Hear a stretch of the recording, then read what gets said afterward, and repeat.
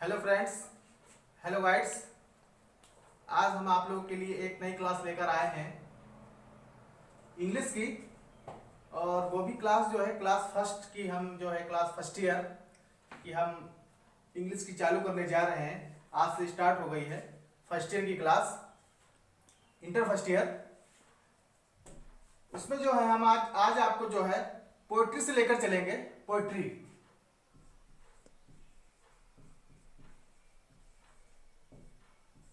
Poetry तो poetry का सबसे पहला लेसन से स्टार्टिंग से हम सीरियल बाय सीरियल हम आपको बताएंगे। तो पोइट्री का सबसे पहला लेसन कौन सा है? मर्सी। Lesson first, mercy. नया लेसन है और बहुत ही अच्छा लेसन है ये फर्स्ट ईयर में। और मर्सी का मतलब होता है दया। मर्सी का मतलब क्या होता है? दया।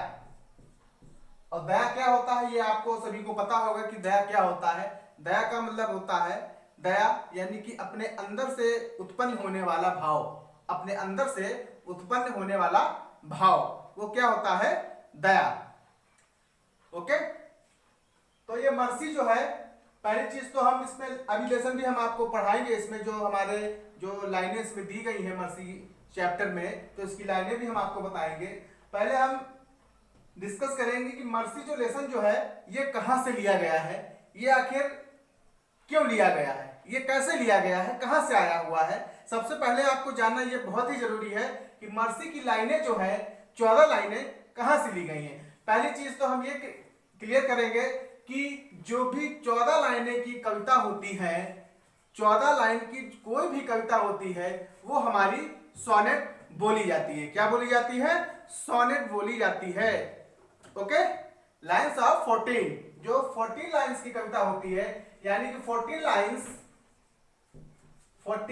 Lines poem. जो 14 लाइन की पंक्तियां होती हैं उसको हम क्या बोलते हैं? सोनेट बोलते हैं। इसको हम क्या बोलते हैं? सोनेट बोलते हैं। ये सोनेट जो है आपका जो है ये ग्रेजुएशन में आपको पढ़ने को मिलेगा। जब आप फर्स्ट ईयर करेंगे बीए फर्स्ट ईयर, तो ये आपको सोनेट वहां पर पढ़ने को मिलेगा। लेकिन उससे पहले आपको पता ये होना चाहिए कि जो 14 लाइन की कविता होती है, कोई भी इंग्लिश में 14 लाइन की कविता है, वो हमारा क्या होती है? सोनेट होती है। यानी कि 14 लाइन की पंक्तियों को हम क्या बोलते हैं? सोनेट बोलते हैं। अगर किसी भी पोएम में, इंग्लिश में किसी भी पोएम में 14 लाइन की कोई कविता आपको नजर आ जाए, तो वो हमारी क्या हो गई? सोनेट हो गई। आंख बंद करके आप अंदाजा लगा लेंगे कि ये जो है हमारा क्या है? सोनेट है। Okay, that's clear. अगला देखिए, ये मर्सी जो लेसन है ये कहां से लिया गया है? ये मर्सी लेसन जो है ये हमारा मर्चेंट ऑफ वेनिस से लिया गया है। ये जो मर्सी जो लेसन है ये हमारा कहां से लिया गया है? Merchant of Venice. Merchant of Venice. ये मर्सी जो लेसन है ये कहां से लिया गया है? मर्चेंट ऑफ वेनिस से लिया गया है। मर्चेंट ऑफ वेनिस से लिया गया है, जो कि ये इंटर में लगी हुई है। इंटर यानी कि 12th में लगा हुआ है मर्चेंट ऑफ वेनिस। ये वहां से हमारा लिया गया है मर्सी की लाइनें। यानी 14 लाइन की कविता जो है ये कहां से ली गई है? ये मर्चेंट ऑफ वेनिस से ली गई है। ओके, अब ये मर्चेंट ऑफ वेनिस तो लिया तो गया है, लेकिन यहां पर मर्सी का मतलब क्या हुआ, आखिर ये क्यों लिया गया है? पहले हम इसके बारे में आपको बताएंगे, फिर हम लाइनों के बारे में आपको डिटेल में लेकर चलेंगे। तो पहली चीज तो इसमें क्या होता है, मेन पॉइंट देख लीजिए। मर्चेंट ऑफ वेनिस में मेन पॉइंट आप देख लीजिए। फर्स्ट हमारा क्या है? साइलॉक। फर्स्ट हमारा क्या है? साइलॉक।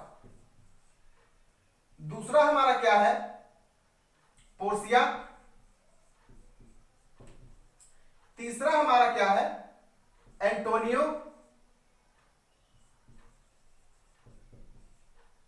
और चौथा हमारा क्या है? बासेनियो। यानी कि मर्चेंट ऑफ वेनिस में पात्र तो बहुत हैं, लेकिन this is the main point. This is the main point. कौन से हमारे? साइलॉक है आपका, पोर्सिया है आपका, एंटोनियो है आपका, और क्या है हमारा? बासेनियो है आपका।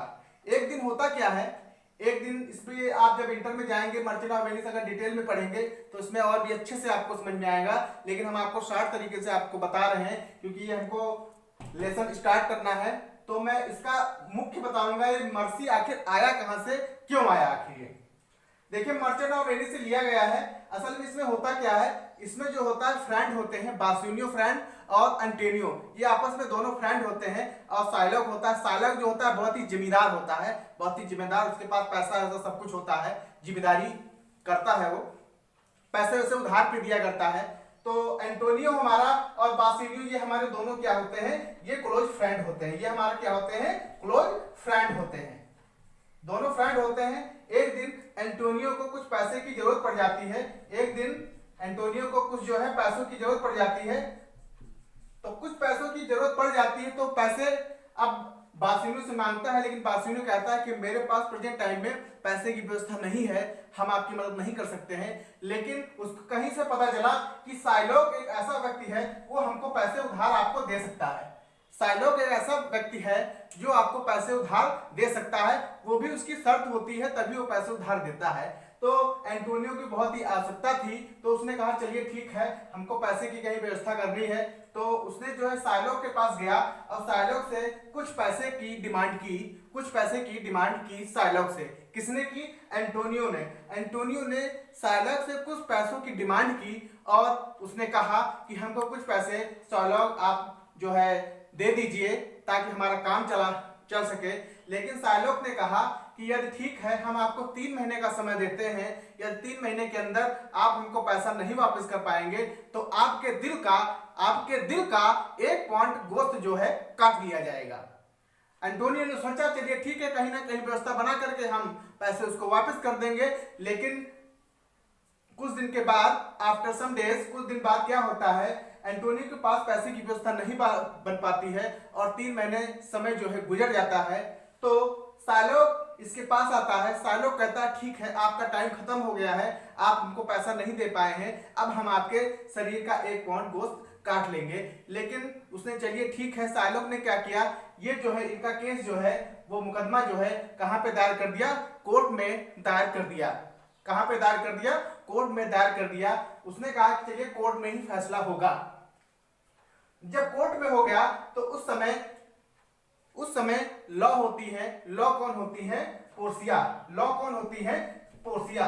क्या होती है, लॉ होती है, ये लॉ किए होती है, कौन किए होते हैं, पोर्सिया किए होते हैं। तो अब ब्लेम लगाता है साइलॉक कि एंटोनियो ने पैसा लिया था, इन्होंने हमको नहीं दिया, इसलिए मैंने ऐसा किया। लेकिन जो है वहीं पर पोर्सिया ने जो है अपना दया का भाव साइलॉक के प्रति दिखाती है और उससे विनती करती है, निवेदन करती है कि एंटोनियो के प्रति दया का भाव आप जो है अर्पित करें, समर्पित करें, ताकि उसकी जो है जीवन रेखा बच सके। तो साइलॉक पर कुछ आया तो वहीं से पोर्सिया ने कहा कि आप इन पर दया दृष्टि बनाइए। तो वहीं से जो हमारा ये दया ये उत्पन्न हो गई। वहीं की जो 14 लाइनें हैं वहीं से ली गई हैं मर्चेंट ऑफ वेनिस से। और एक चीज, पोर्सिया जो होती है बासुनियो की क्या होती है, वाइफ। पोर्सिया क्या होती है, बासुनियो की वाइफ होती है। Portia is the wife of Bassanio. Portia क्या होती है, बासुनियो की वाइफ होती है, पत्नी होती है। तो वहीं से जो है दया का भाव व्यक्त होता है पोर्सिया के माध्यम से। यानी कि पोर्सिया का रोल बहुत ही मेन है। It is the most important role of Portia of the merchant of Venice. Merchant of Venice में जो है पोर्सिया का बहुत ही महत्वपूर्ण रोल है। इसने जो है ये यानी दोनों लोगों का रोल अदा करती है, मैस्कुलिन का भी और फेमिनिन का भी, दोनों का पात्र अदा करती है। बहुत ही अच्छा इसका प्ले है। आप मर्चेंट ऑफ वेनिस आप लोग गहराई से पढ़िएगा और भी अच्छे से आपको समझ में आएगा। तो वहीं पर जो मर्सी की जो लाइनें ली गई हैं, 14 लाइन की कविता है, ये 14 लाइन की कविता है, आपके सभी के बुक में दिया गया है, फर्स्ट ईयर की बुक में। तो आप अब बुक खोलिए और बुक में देखिए 14 लाइन की पंक्तियां दी गई हैं कि नहीं दी गई हैं। ठीक है, सभी ने देख लिया 14 लाइन की पंक्तियां दी गई है। और इसको लिखा किसने है, इसको मैं रफ कर रहा हूं, आप लोग जो है स्क्रीनशॉट ले लीजिए और बाद में इसको राइट डाउन कर लीजिए।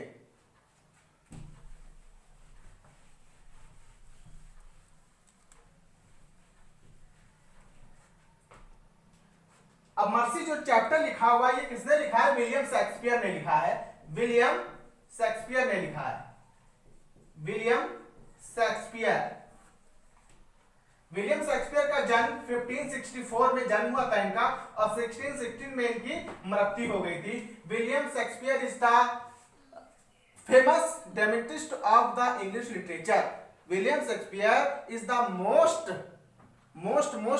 Dramatist of the English literature. यानी कि विलियम शेक्सपियर जो है नाटककार हैं, इन्होंने बहुत सारे नाटक लिखे हैं, यानी कि और सोनेट भी लिखे हैं। एक 154 इनके क्या है? सोनेट। 154 इनके क्या है? सोनेट है 154 विलियम शेक्सपियर के। इसको आप पढ़िएगा विलियम शेक्सपियर के बारे में तो बहुत ही अच्छा लगेगा और ग्रेजुएशन में भी आपको विलियम शेक्सपियर का पूरा लेसन आपको मिलेगा। अब देखिए आप पोयम पे आ जाइए। पोयम की लाइनें देखिए आप लोग। The quality of mercy is not strained. The quality of mercy is not strained. Quality का मतलब होता है दया, ऑफ का मतलब होता है काकी के, मर्सी का मतलब होता है दया। इस माने है, नॉट माने नहीं, स्ट्रेंड मतलब बाध्य करना। यानी कि the quality of mercy is not strained. दया जो है किसी को बाध्य करके प्राप्त नहीं की जा सकती है। अगर आप किसी भी व्यक्ति से कहें कि हमको जो है दया का भाव दिखाइए, आप गर्म होकर कहिए उससे कि हमको आप दया का भाव दिखाइए, वो दया का भाव आपके प्रति नहीं दिखाएगा। क्यों नहीं दिखाएगा? एक ही दया ही है ऐसी चीज है जो ऑटोमेटिक निकलती है, ऑटोमेटिक शरीर से उत्पन्न होती है, अंतरात्मा से उत्पन्न होती है। इसीलिए कहा गया है the quality of mercy is not strained. The quality of mercy is not strained. यानी कि दया जो है किसी को भी बाध्य नहीं करती है। दया जो है the quality of mercy is not strained. दया का गुण जो है किसी को बाध्य करके प्राप्त नहीं हो सकता है। It drop as the gentle rain from heaven upon the place beneath. यानी it drop as the gentle rain from heaven upon the place beneath. जिस प्रकार से आसमान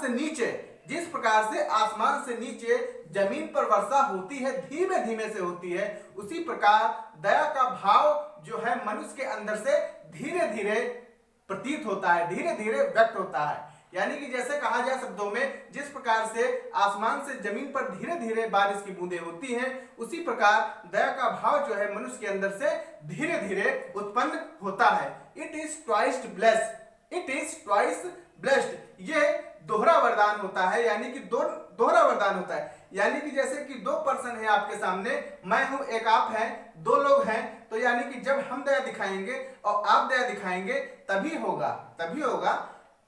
अगर हम दिखाएं आप ना दिखाएं तो हो ही नहीं सकता, इम्पॉसिबल है। इसलिए कहा गया it is twice blessed. It is twice blessed. यानी कि यह दोहरा वरदान होता है। दया क्या होती है? दोहरा वरदान होता है। It bless him that gives and him that takes. और जो दया देता है और जो दया लेता है, यानी कि हम आपको दे रहे हैं और आप हमको दे रहे हैं, ये तभी पॉसिबल है। ये जब दो व्यक्ति होंगे तभी ये वापसी है। यानी कि दया देने वाला और दया लेने वाला, ये दोनों व्यक्तियों के लिए बहुत ही लाभदायक होता है। TISS mightiest in the mightiest.